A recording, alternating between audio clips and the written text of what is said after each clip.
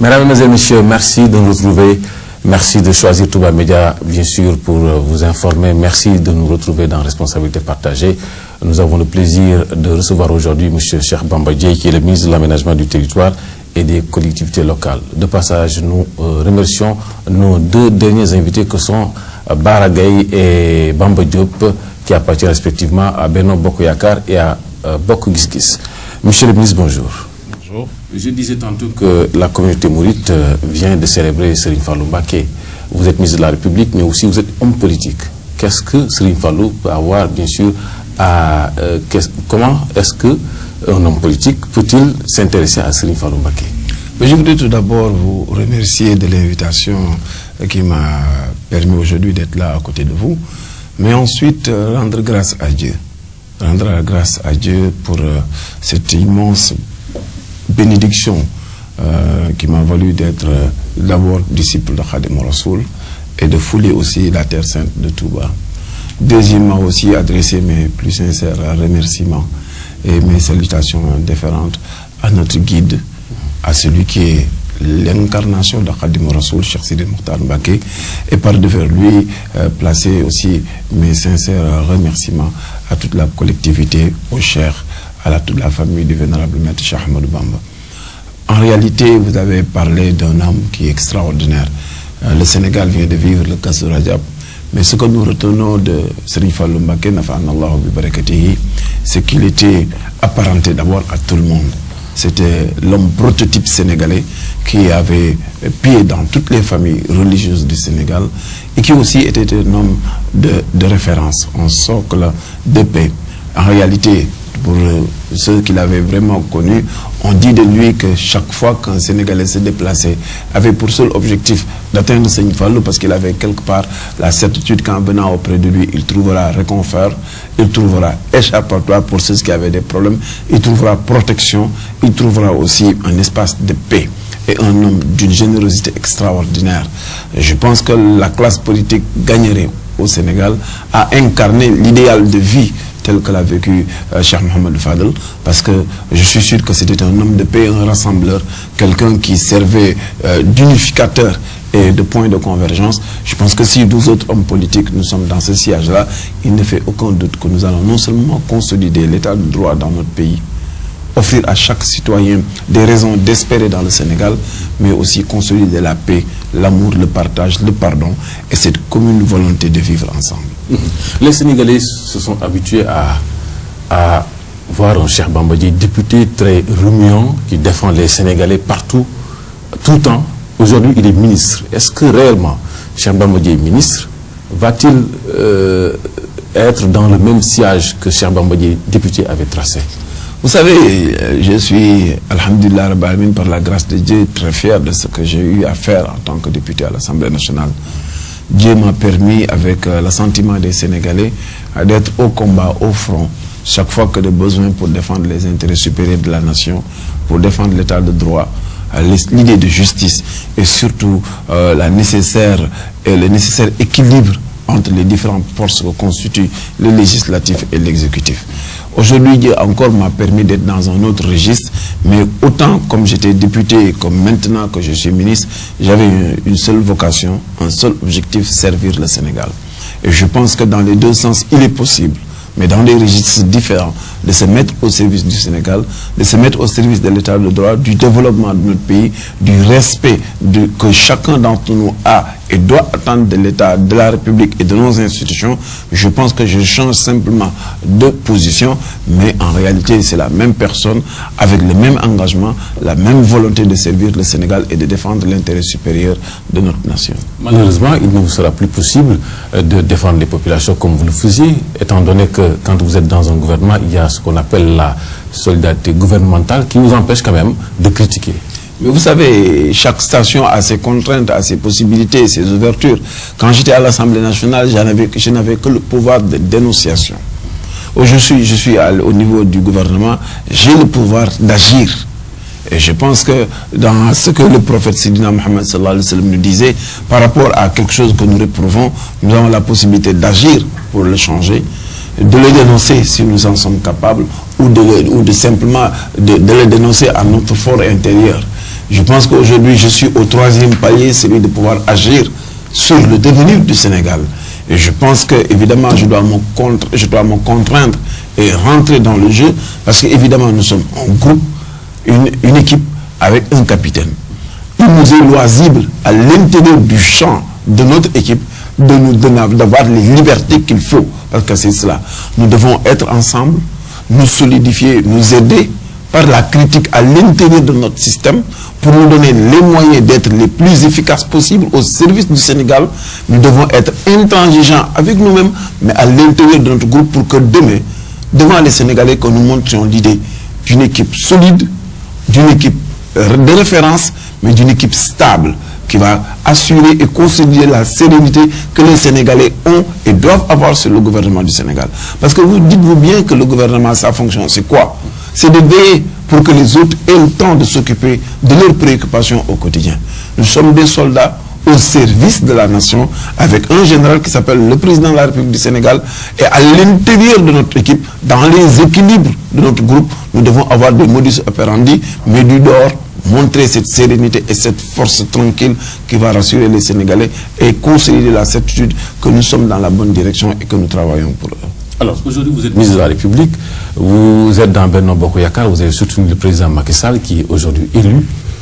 Est-ce qu'on peut savoir s'il y a eu des conditionnalités que vous avez posées pour amener le président Macky Sall à faire de vous un ministre? Non, absolument pas. Parce que vous savez, nous avons été à des élections. Les Sénégalais majoritairement ont choisi un parmi nous pour aller au 2e tour et solidairement, nous nous sommes ligués pour l'aider à véritablement assurer la rupture du point de vue de la démarche et construire le Sénégal que nous aimons. Et je pense qu'il faut être très clair. Quand on élit un homme, c'est pour qu'il soit celui qui rende compte demain, celui que les Sénégalais vont apostropher quand des choses qui vont dans le sens du développement sont établies, ou quand c'est le contraire, c'est lui qui en est le responsable. Et par conséquent, cette responsabilité fait qu'aujourd'hui, qu'il est quasi impossible de discuter avec lui. Il lui est loisible maintenant, dans l'espace des Sénégalais, de voir qui, parmi les Sénégalais, peut remplir telle fonction ou telle autre fonction à ses côtés. L'aider, le suppléer dans la charge qui lui revient de droit et sur laquelle il n'y a aucune discussion possible.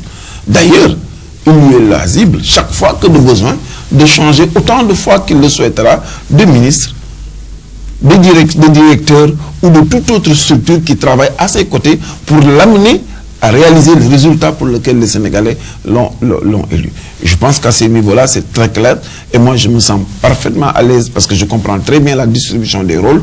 Et je suis dans des positions où je suis aujourd'hui légataire ou destinataire de la confiance du président de la République. Il me revient donc d'être à la hauteur de cette mission et de faire le boulot qu'il pense que je dois pouvoir faire à ses côtés. Évidemment, chaque fois que de besoin, et quand il en aura assez de mon travail, il me dira repose-toi et il fera avec d'autres. Alors donc, je vais poser ma question d'une autre manière. Donc, finalement, Cheikh Bamba Dièye, en aucun moment n'a été demandeur pour ce poste ministériel. Mais non, vous savez, on ne peut même pas. Vous savez, vous me connaissez assez. Vous savez que moi, je ne suis pas du genre à demander ou à exiger. Moi, j'ai, alhamdoulilah, moi, je suis un mouride, sans rien derrière. Ce n'est pas pour différencier X ou Y. Simplement pour me permettre de dire que Serigne Touba dit que le mouride, c'est celui qui ne possède rien, mais n'est possédé par rien. Par conséquent, toute notre vie, c'est le service, la khidma, qui n'est rien d'autre que le service que nous rendons à Dieu, que nous rendons à nos concitoyens et que nous rendons à nous-mêmes. Et par conséquent, un soldat adapté à ce genre d'exercice, il ne peut pas et il ne saurait exiger ou demander à qui que ce soit quoi que ce soit. Par conséquent, mais je suis très honoré et très fier. Et croyez-le, c'est très sincère. Quand il m'a appelé pour me dire, compte tenu de ce qu'il pense de moi et de la connaissance qu'il a de moi, il estime que je suis capable de remplir quelque chose à ses côtés.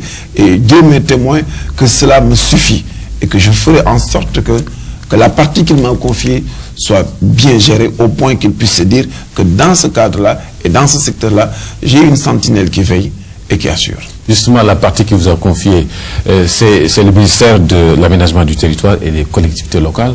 Vous avez hérité de ce département. Comment est-ce que vous l'avez trouvé? Est-ce que réellement il y a eu des problèmes? Mais évidemment, Je crois que c'est sur la base de ces problèmes-là que les Sénégalais ont décidé de ne plus faire confiance à M. Abdoulaye Wade, quand bien même qu'il avait fini ses mandats, pour confier les destinées de notre pays au président Macky Sall. Donc partout et dans tous les secteurs, vous trouverez des éléments qui ne font pas plaisir. Et je pense que c'est du passé, on ne va pas toujours ressasser, puisqu'il y a des éléments qui vont clarifier ces situations-là dans les moments à venir. Mais je voudrais encore insister sur ce qui peut être porté par ce département. Vous savez, le président a eu l'intelligence de faire cohabiter ensemble l'aménagement du territoire et les collectivités locales. L'aménagement du territoire, c'est la projection, c'est la réflexion sur notre devenir, sur les potentialités que nous avons et les outils les plus adaptés pour propulser et promouvoir le développement de nos terroirs et le développement intégral de notre pays. C'est de la réflexion, c'est du soft. Mais les collectivités locales sont l'espace de prédilection où l'ensemble des politiques du développement vont se dérouler. Par conséquent, nous sommes au sommet de la pyramide et à la base réceptacle de l'ensemble des activités du gouvernement. C'est donc une station stratégique. Et c'est la raison pour laquelle il doit donner aussi le contenu et la philosophie, surtout la perception que le président de la République a sur l'importance que doivent porter les collectivités locales. Il a déjà montré que l'avenir de notre développement sera avec les collectivités locales ou ne sera pas. Et que si l'on parle de proximité, et que l'on parle de gestion, de transparence, d'inclusivité et de participation, c'est certainement dans la possibilité que nous offrirons à l'élu local, à l'homme du terroir, à la femme du terroir, aussi éloigné qu'il puisse être de la capitale, toute la considération et le respect qu'il leur revient pour qu'ensemble nous puissions tous ensemble travailler à l'élection de collectivités locales viables qui passeront par plus de responsabilités, et c'est pourquoi le président de la République parle de troisième acte de la décentralisation. Plus de compétences transférées, plus de densification dans les moyens alloués, plus de synergie d'action, de formation, de communication, plus de visibilité sur l'action des terroirs. Et les conseils des ministres déconcentrés ou décentralisés sont encore un prélude par rapport à cette formidable ambition que le gouvernement du Sénégal a en direction de nos régions, en direction de nos communautés rurales et en direction de nos communes et villes. Et on parle, dans la réforme d'aujourd'hui, d'aller vers la communalisation universelle. Ce qui veut dire que nous sommes vraiment dans des stratégies et dans une dynamique qui va nous amener le plus loin possible, le plus dynamique possible et le plus inclusif possible. Et cette dynamique, bien sûr, n'inclut pas de vous, un jour, que vous récupériez les collectivités locales qui sont détenues par les responsables du PDS, comme Bambey par exemple. Aïda Mbodj en a fait état. Elle a peur réellement que vous fassiez de sa municipalité une délégation spéciale. Est-ce que Cheikh Bamba aujourd'hui est disposé ou bien va directement dans le sens de récupérer toutes ces collectivités locales-là qui sont entre les mains des responsables libéraux? Jamais de la vie. Ce n'est pas ça la perspective, ni la vision que nous avons de la politique. Nous sommes 14 millions de Sénégalais. Chacun d'entre nous doit avoir la liberté d'avoir les options qui lui conviennent, d'avoir les tensions qu'il veut, d'être du bord qu'il souhaite, sans pour autant en craindre. Ce n'était pas le cas il y a de cela 3 mois. Parce que ce que nous avons hérité, c'est des découpages abusifs, politiciens, c'est un criblage, une situation totalement injuste qui faisait la part belle à ceux qui étaient de leur côté et ne donnait strictement rien, aussi bien dans le fonds de développement des collectivités, dans le fonds de dotation de la décentralisation, comme dans le fonds d'équipement des collectivités locales. C'était tout sauf du développement, tout sauf une vision rationnelle, homogène, équitable de ce que nous avons en matière de traitement, et qui était aux antipodes de la politique de décentralisation et de renforcement de l'élu local tel que nous le déclinons aujourd'hui. Et c'est la raison pour laquelle je voudrais rassurer les uns et les autres. Et je crois l'avoir dit plusieurs fois. Ma honte serait aujourd'hui, en tant que ministre des collectivités locales, qu'un maire soit destitué sur la base de critères politiciens. Ce serait la honte de ma vie. Parce que moi, je me veux un homme de justice. Je me veux un démocrate. J'ai tellement de respect et tellement d'amour pour ce pays que je ne saurais accepter ni cohabiter avec de telles actions. Ça, c'est de l'âge de la pierre fracassée.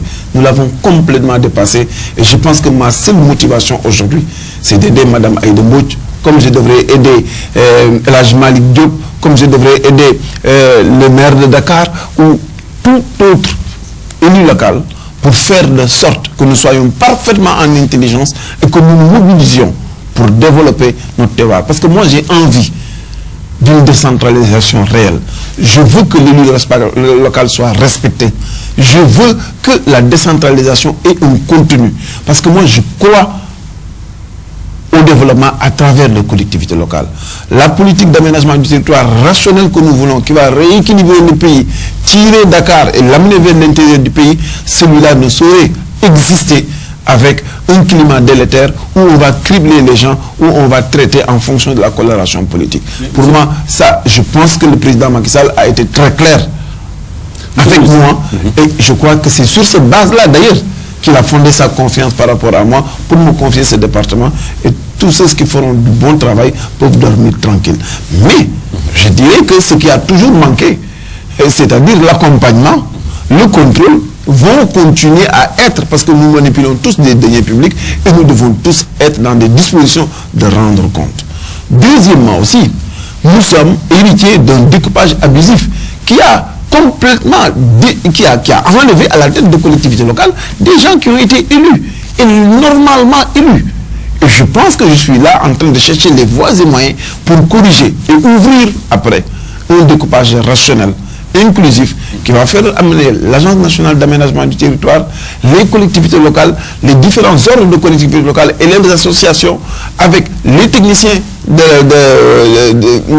l'État, pour que tous ensemble nous réfléchissons pour véritablement redécouper, réaménager nos terroirs au mieux des intérêts de nos populations et avec une certaine forme de rationalité économique. En tant que nouveau ministre, qu'est-ce qu'il y a à changer ou à améliorer dans ce que vous avez trouvé concrètement?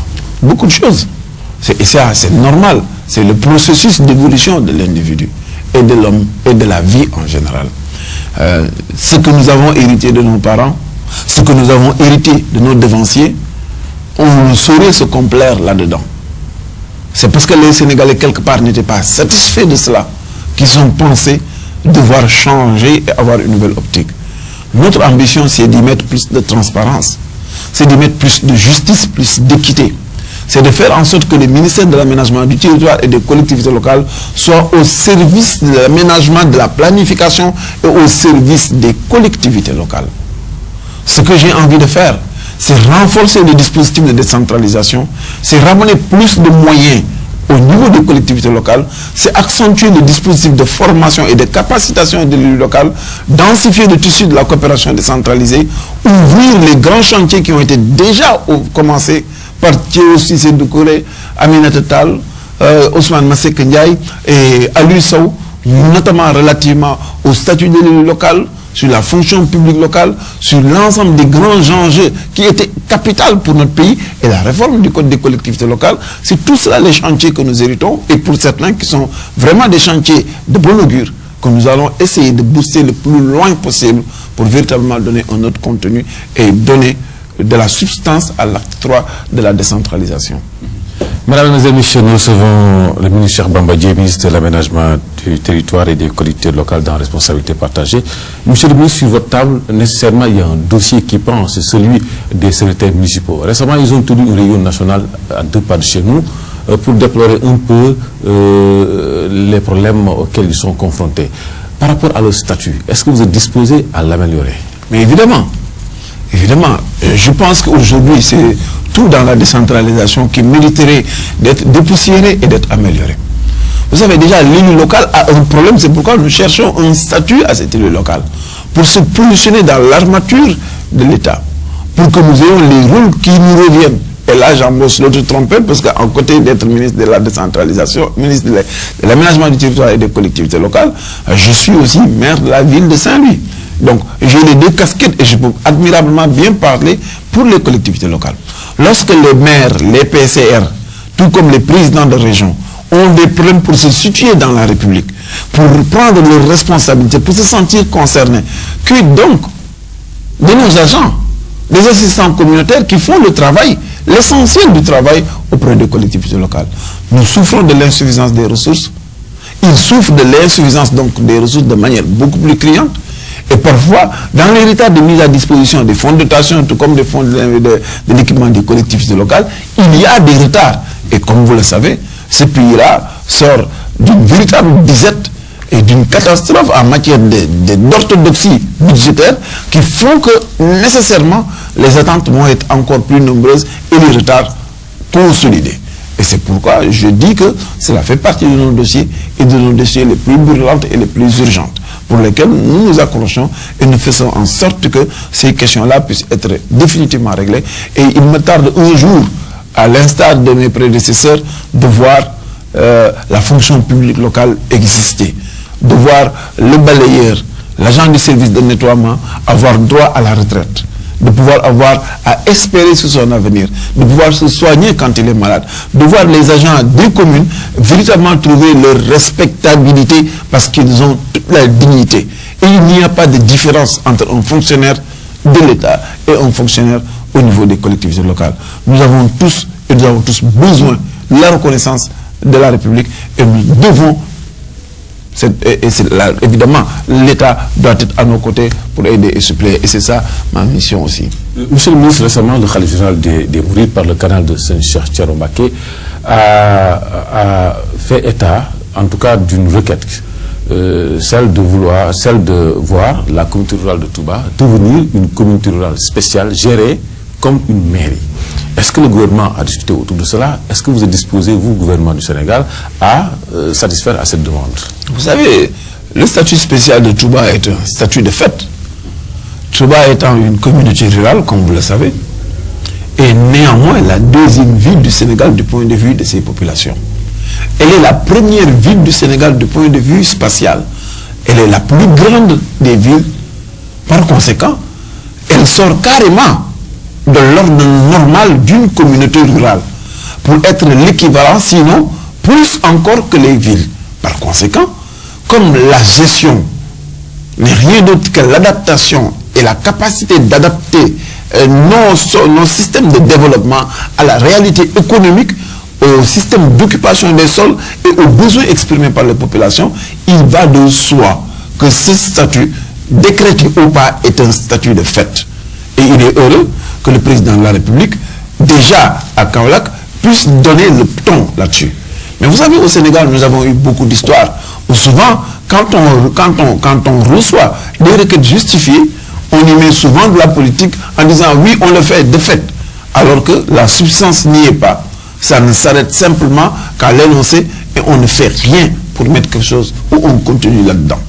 Ce dont sur quoi j'ai reçu instruction du président de la République et sur lequel je me suis déjà mis au travail, c'est de donner un contenu au statut spécial. Pour qu'en réalité et en dernier ressort, la ville de Touba puisse en sentir les conséquences par des actions réelles, immédiates. Parce que les Sénégalais ont besoin de rupture, on constate une chose, mais ce qui est le plus important, c'est les actes qui vont suivre, et c'est autour de cela que nous sommes en train de travailler. Une personnalité politique comme Pape Diop pense qu'il fallait ipso facto, séance tenante, dire oui. Alors, pourquoi est-ce que pour cette chose-là que vous jugez normale, vous avez besoin de vous réunir en conseil des ministres, d'adjoindre un contenu avant même d'accepter? Vous savez, l'État a beaucoup changé. Maintenant, nous sommes dans la dynamique du développement, pas dans la dynamique des promesses non tenues, pas dans la dynamique de l'euphorie ou des déclamations ou surtout du sensationnel. Je pourrais rétorquer à monsieur le président du Sénat que ça fait 12 ans qu'il est au plus haut sommet de l'État. Pourquoi qu'il se réveille maintenant pour constater que Touba doit avoir un statut spécial? Et je pense que Touba, depuis 12 ans, est la première ville du Sénégal du point de vue de sa taille et la deuxième ville du Sénégal du point de vue de ses populations. Je pense que pour lui, son cas est réglé sur la question. Ce qu'il faudrait par contre retenir, c'est que oui, c'est fait, mais il faut que ce soit accompagné de quelque chose. Je ne pense pas que le calife et son représentant aient demandé cela pour qu'on leur donne cela comme un nom simple qui ne répond sur rien et qui n'a pas de substance. Ce qu'ils veulent, c'est qu'il y ait un contenu des actions qui vont avec. Et nous, nous travaillons à cela. Et c'est ça qui est le plus important. D'accord. Nous allons parler carrément politique, monsieur le ministre. La base essentielle de votre compagnonnage avec Macky Sall, c'est certainement les conclusions des assises nationales. Dans ces conclusions, il était dit que le gouvernement, la taille du gouvernement serait réduite. Macky Sall a préféré donner un nombre 25. Aujourd'hui, on remarque qu'il y a beaucoup de ministres conseillers. Est-ce que la taille aujourd'hui n'est pas égale à celle qu'avait Abdoulaye Wade? Je ne le pense pas. Parce qu'au gouvernement, au Conseil des ministres, ne siègent que 25 ministres. Et tous les ministres conseillers n'ont pas de cabinet et ne gèrent pas de direction. C'est des conseillers simples du président de la République. Et il lui est loisible de se donner les moyens pour réaliser la politique pour laquelle les Sénégalais l'ont élu. Parce qu'il est comptable de cela et qu'il devra rendre compte dans 5 ans. Et je crois que cette mission-là est d'une importance capitale, au point que chaque fois qu'il pourra avoir les meilleurs Sénégalais à ses côtés pour le conseiller justement et judicieusement, je crois que ça doit être une chose qui est normale et admissible. On est aux antipodes maintenant de stratégies qui voudraient être dans une situation à caser ou à donner à X ou à Y des positions ou à amplifier la taille du gouvernement. Et je pense que par rapport à cela, il est important que nous puissions retenir un certain nombre de choses. Je pense que le président de la République a été élu sur la base de l'action injuste, de la gabegie, du je m'en foutisme, du mépris de nos lois, du mépris de l'identité et de la condition du Sénégalais par le régime qui a été sorti, qu'aujourd'hui, que nous avons installé le président de la République pour que plus jamais nous nous retournons en arrière. Et le président de la République, il y a 2 éléments qui sont encore extrêmement importants. Il y a 12 ans de cela, c'est sur ces mêmes bases d'insatisfaction que nous avons enlevé Abdou Diouf pour mettre à sa place Abdoulaye Wade. Malgré la morosité de l'époque, Abdou Diouf a laissé un héritage 200 milliards à l'État du Sénégal, au point que le président de la République de l'époque disait que ses soucis d'argent étaient terminés. 12 ans après, pour les mêmes raisons d'insatisfaction, les Sénégalais ont décidé de l'enlever et il nous a laissé un trou abyssal. Et ce trou-là, il fallait le combler en économisant. Absolument. Maintenant, le problème, c'est qu'il a réduit la taille du gouvernement à 25. On s'attendait à ce qu'il économise de l'argent. Les ministres conseillers ne sont pas des ministres qui ont des cabinets, mais en fait, ils ont rang de ministre et salaire de ministre. Mais le rang de ministre, c'est quoi, effectivement? Rang de ministre, c'est un moyen pour l'État du Sénégal de capter les meilleurs Sénégalais. Vous savez, dans le privé, un ingénieur débutant peut se taper 800 000 à 1 million de francs. Et vous voulez qu'autour du président de la République, qu'on puisse amener la crème des Sénégalais et qu'on ne leur paie pas un salaire et sinon équivalent à celui des ministres, en dehors du cabinet, en dehors de la gestion des directions, etc. Je pense que c'est des questions d'efficience, c'est des questions d'efficacité. Si on veut le meilleur, parfois, sans excès, il est souhaitable d'avoir une partie des Sénégalais qui sont capables de nous amener le meilleur de ce que nous devons attendre d'eux pour aider le président de la République à remplir ses missions. Et je pense qu'à ce niveau-là, on est aux antipodes de cette république bananière que nous avons connue sous certains rapports et qui avait valu des ministères avec des portefeuilles qui ne tenaient sur rien, des gens qui étaient payés à ne rien faire, des agences qui étaient multipliées tout azimut et énormément de zones de déperdition. Regardez-nous, nous avons hérité de rien du tout. Un État où même Abdoulaye Wade disait qu'en partant, il est sûr qu'on ne va pas payer les salaires. Lui, il ne pouvait pas le dire quand Abdou Diouf lui a laissé le pouvoir. Et pourtant, aujourd'hui, malgré cette morosité, l'État du Sénégal a été capable de débloquer 138 milliards qui, pour soutenir le monde rural, l'élevage, soutenir la baisse des prix des denrées de première nécessité ou la facture énergétique, qui sont essentielles pour notre économie. Si nous étions à la situation où Abdoulaye Wade était en 2000, avec une cagnotte, parce que entre 12 ans, si Abdou Diouf a été capable de laisser 200 milliards, lui aurait dû être capable de laisser 600 milliards.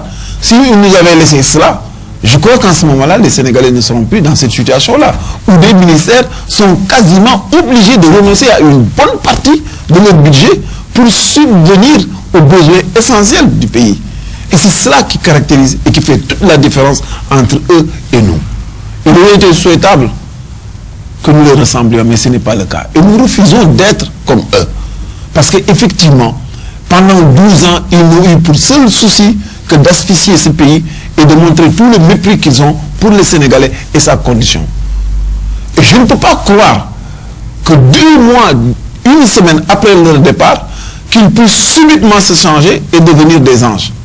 Alors que nous, qui les avons combattus, qui avons fait le nécessaire pour les amener à sortir du pouvoir, que nous puissions 2 mois, 1 semaine après, nous changer en démons. Je suis désolé, les démons resteront des démons. Et les anges aussi, parce que c'est comme cela que les choses, et c'est trop facile et trop rapide pour que les gens changent et deviennent ce qu'ils n'étaient pas. Mesdames et messieurs, responsabilité partagée reçoit aujourd'hui le ministre de l'Aménagement du Territoire et des collectivités locales, M. Cheikh Bamba Dièye. Monsieur le ministre, justement, vous avez dit qu'il était temps que le gouvernement fasse de sorte que la gabegie ne soit plus de mise. Malheureusement, votre gouvernement a enclenché depuis quelques semaines, depuis 2 semaines, une nouvelle dynamique qui est d'organiser des conseils de ministres décentralisés. Et des études faites par des journalistes ont montré que c'est des sommes faramineuses qui sont gaspillées. Ah, je suis désolé. Je suis désolé parce que aucun ministre ne saurait faire son travail entre sa maison, son département ministériel à Dakar et retourner à sa maison. Le président de la République a confié au gouvernement du Sénégal la gestion de leur département sur l'étendue du territoire national. Il est inconcevable que le ministre de l'élevage ne puisse pas aller s'enquérir à Matam, dans le fin fond du Ferlo, le plus loin possible en pays Bassari, pour voir la situation du cheptel et comment ce cheptel se comporte dans cette zone et dans ces situations de difficulté. Il est tout aussi inconcevable pour le ministre de l'Agriculture de ne pas être à Saint-Louis pour voir la riziculture, de ne pas être à Matam pour les mêmes raisons, dans le Bassari, au Sénégal oriental pour la culture du coton et les fruits en Kolda et un peu partout en Casamance pour savoir sur le bassin arachidier qu'est-ce qui va ou qu'est-ce qui ne va pas. Cela fait partie de son budget et qui est voté par les députés à l'Assemblée nationale pour lequel il a l'obligation d'avoir le pouls réel, la température réelle de son département sur l'étendue du territoire. Idem pour le ministre de l'Éducation nationale, pareil pour moi-même qui est aujourd'hui le ministre de l'Aménagement du Territoire et des collectivités locales. Il ne doit exister une collectivité locale dans ce pays que je n'ai pas visité, pour lequel je ne me suis pas entretenu avec les élus là-bas et avec le PCR ou le maire ou le président de la région. C'est cela ma mission. Aujourd'hui, Monsieur le ministre, pour ces visites de proximité, vous pouvez y aller individuellement, mais quand il s'agit de déplacer tout un gouvernement... Mais justement, donc, comme de toutes les manières, nous devons nous déplacer, que nous nous déplacions seuls ou en groupe, ça ne change strictement à rien. Alors que, souvent, quand on se déplace en groupe, on minimise les frais. Parce que lorsque nous venons aujourd'hui, qu'est-ce qui est fait?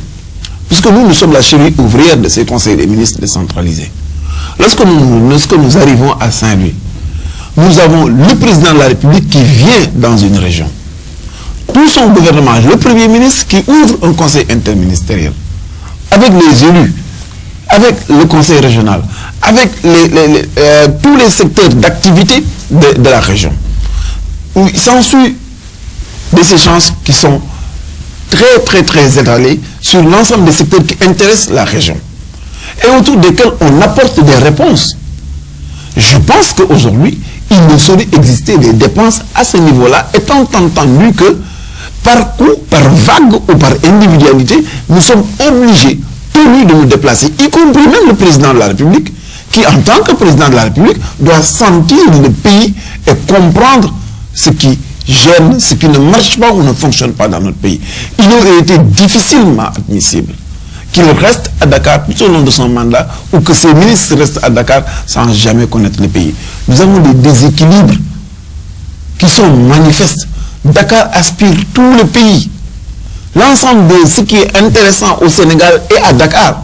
Si nous voulons consolider l'intérieur du pays, développer l'intérieur du pays, donner plus d'attractivité à nos terroirs, il est important que nos leaders et les premiers d'entre nous commencent par donner l'exemple. Il faut qu'ils aillent humer la poussière de l'intérieur du pays comprendre les difficultés que la femme sénégalaise rencontre le plus loin de Dakar et y apporter des solutions. C'est comme cela que nous le percevons. Quel bénéfice Saint-Louis a-t-il tiré de ce conseil des ministres qu'il a reçu récemment? Mais énormément de choses. Aujourd'hui, quand je suis arrivé à la tête de la collectivité locale qui est la mairie de Saint-Louis en 2009, j'ai vu qu'il y avait un dossier que Ousmane Masseck avait ouvert sur le programme de développement touristique. C'était intéressant et même très intéressant. C'est pourquoi, moi, mon habitude, c'est toute chose que je trouve qui est bien, qui est une bonne chose, je m'accroche dessus et j'y mets de l'énergie. Cette énergie que j'ai mis a fait qu'aujourd'hui, nous sommes partis de 8 millions d'euros pour arriver à 27 millions d'euros. Nous sommes à plus de 17 milliards d'investissements. Malheureusement, la politique politicienne est intervenue là-dedans. On a jeté aux oubliettes ce programme-là parce que c'est Bambadji qui était à la commune de Saint-Louis et que d'autres avaient voulu capter ce projet-là.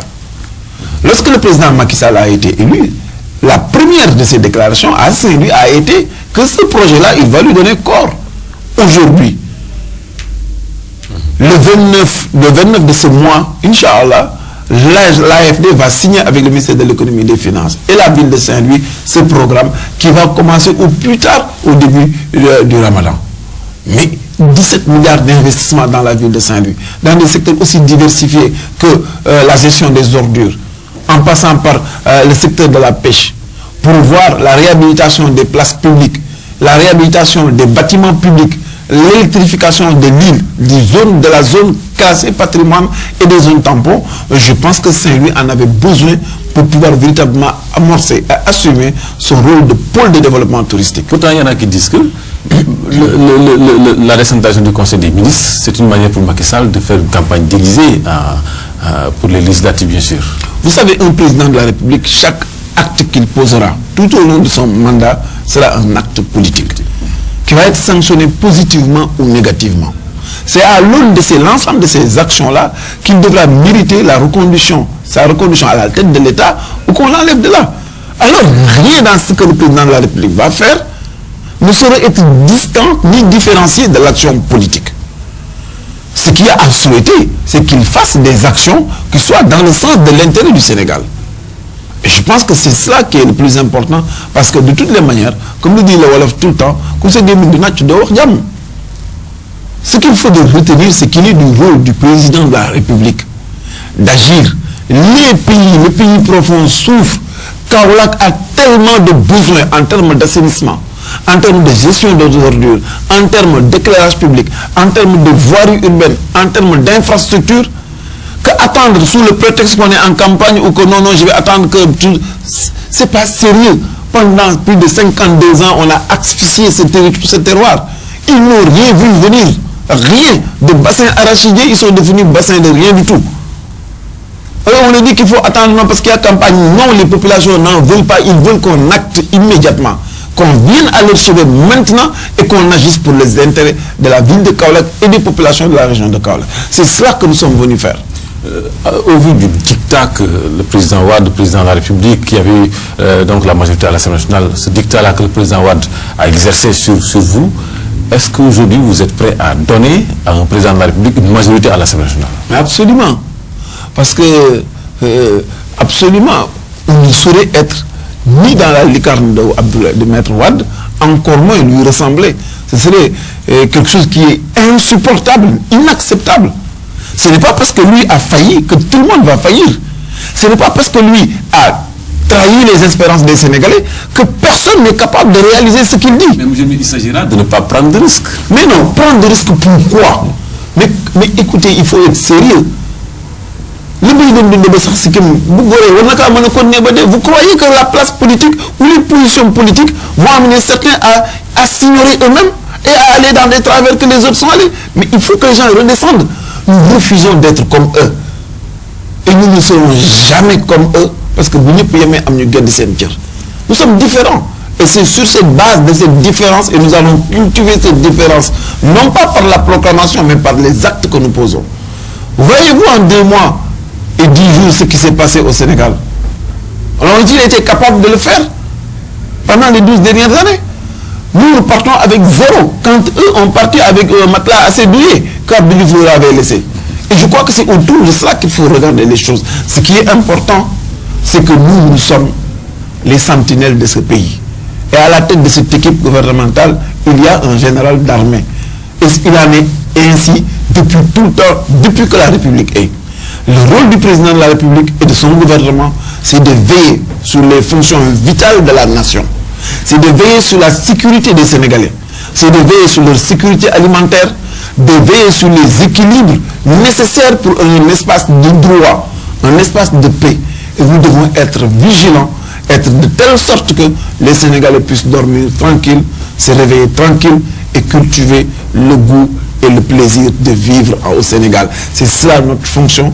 Et cette fonction-là n'a strictement rien à voir avec l'oligarchie qu'Abdoulaye Wade avait créé, son potentat avec tous ces bandes de courtisans, alors qu'il était la seule constante, alors que de notre point de vue, il n'y avait que Dieu qui était une constante. Je demande à Modou Diouf, à la régie, de m'octroyer encore 5 minutes pour un peu vider le problème des audits. On a comme l'impression que Macky Sall, finalement, il veut nécessairement mettre la main sur certains responsables politiques du PDS. Mais non, absolument. Ce n'est pas le cas. Je pense que nous avons vraiment d'autres chats à fouetter. Nous voulons que les Sénégalais vivent, que l'emploi soit là, que les jeunes puissent travailler après avoir une bonne éducation. C'est cela notre priorité. Mais cela, on ne doit pas le faire avec du vent. On ne le fait qu'avec la ressource nationale, l'argent du Sénégal.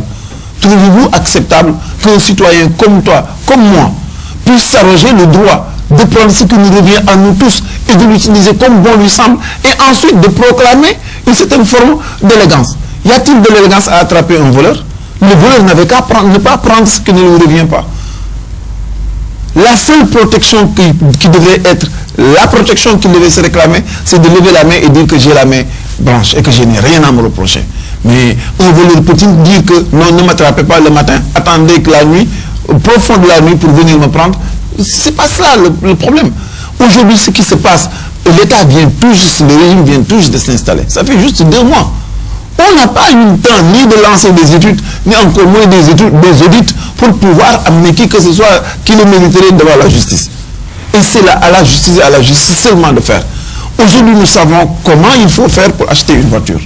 La traçabilité de notre achat et de notre propriété est quelque chose qui est inviolable. Toute personne qui a les moyens de justifier que ce qu'il réclame lui revient de droit, il doit se tranquilliser parce que rien, ni personne, parce que ce pays-là n'appartient pas à Macky Sall, il n'appartient pas à Cheikh Bamba Dièye, il n'appartient à personne. Et personne ne va nous amener à retourner en arrière.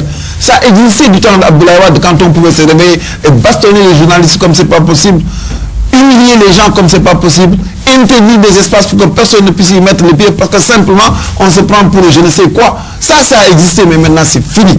C'est fini. Quand ils ont eu la possibilité de jouir de la puissance publique, d'avoir la liberté de convoquer des citoyens, de les convoquer devant la DIC, de les convoquer devant la justice, de les convoquer partout, et que ces citoyens, dans la dignité, ont respecté cela, sous le seul label que nous sommes dans une république et qu'on doit répondre. Regardez l'humiliation que Macky Sall a subie à l'Assemblée nationale, les humiliations que nous-mêmes nous avions subies, mais nous l'avons subi avec dignité. Parce que c'est ça la grandeur d'une république. Alors à leur tour, eux, de montrer qu'ils ont du respect pour ce système qui leur avait permis injustement de brimer des citoyens. Ils doivent supporter stoïquement, parce que c'est comme cela qu'on consolide l'état de droit et qu'on montre qu'on est un homme d'État. Mais se mettre à pleurnicher pour des voitures au gauche ou à droite, alors qu'on a eu à gérer des milliards et des milliards, alors qu'on a eu à gérer la sécurité des Sénégalais et qu'on a fait ce qu'on veut là-dedans, revenir ici pour nous ramener dans des détails de voitures et autres là, c'est pas sérieux. Mesdames et messieurs, c'est la fin de cette émission. Monsieur le ministre, juste une petite question. Vous n'avez encore rien regretté de votre compagnonnage avec Macky Sall? Mais non, c'est pourquoi je suis là-dedans. Voilà, c'est la fin de cette émission. Remerciements à tous ceux qui nous ont aidés dans la conception et la réalisation. Modou Diouf était à la régie, Ousmane Diouf, Serigne Mbacké Samb aux caméras, à la réalisation Parfait Mbaye et bien sûr Soin Boumar. Présentation Mamadou Moustapha Mbaye. Mesdames et messieurs, au revoir. Retrouvez-nous la semaine prochaine.